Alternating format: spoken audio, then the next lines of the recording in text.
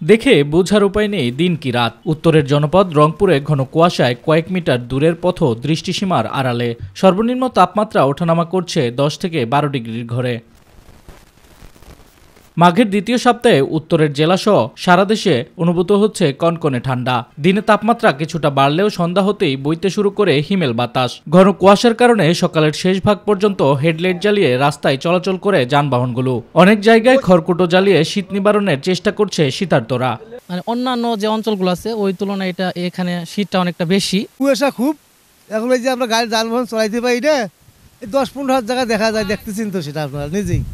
তাই এত সকালবেলা ভ্যান নিয়ে বার আসি, পেটে খায়। আবহাওয়ার এমন অবস্থায় বিপাকে শ্রমজীবী ও নিম্নআয়ের মানুষ। কাজের সন্ধানে বের হয়ে অলস সময় পার করছেন অনেকে। এদিকে হাড় কাঁপানো ঠান্ডায় দুর্ভোগে পড়েছেন বয়স্ক ও শিশুরা।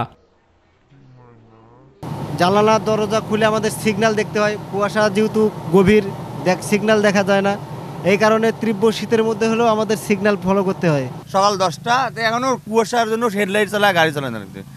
আমাদের সমস্যা সব ড্রাইভারদের সতর্ক হওয়া উচিত যে হেডলাইট জ্বালায়া কিংবা পার্কিং জ্বালায়া ইমার্জেন্সি লাইট দিয়ে গাড়ি চালানো উচিত। আমরা এখানে কাজ করি খুব কষ্টের উপরে, কুয়াশা খুব। চলমান শীতে এমন অবস্থা উত্তরের জেলাগুলোতে। শীতের কাপড় ও কর্মের অভাবে বাড়ছে কষ্ট। তাদের পাশে দাঁড়াতে সরকারি ও বেসরকারি উদ্যোগ খুবই সামান্য। জানুয়ারির শেষের দিকে শীতের প্রকোপ আরও বাড়বে পূর্বাভাস দিয়েছে আবহাওয়া অফিস। শামস তাবরিজ উচ্ছ্বাস, মাই টিভি নিউজ ডেস্ক।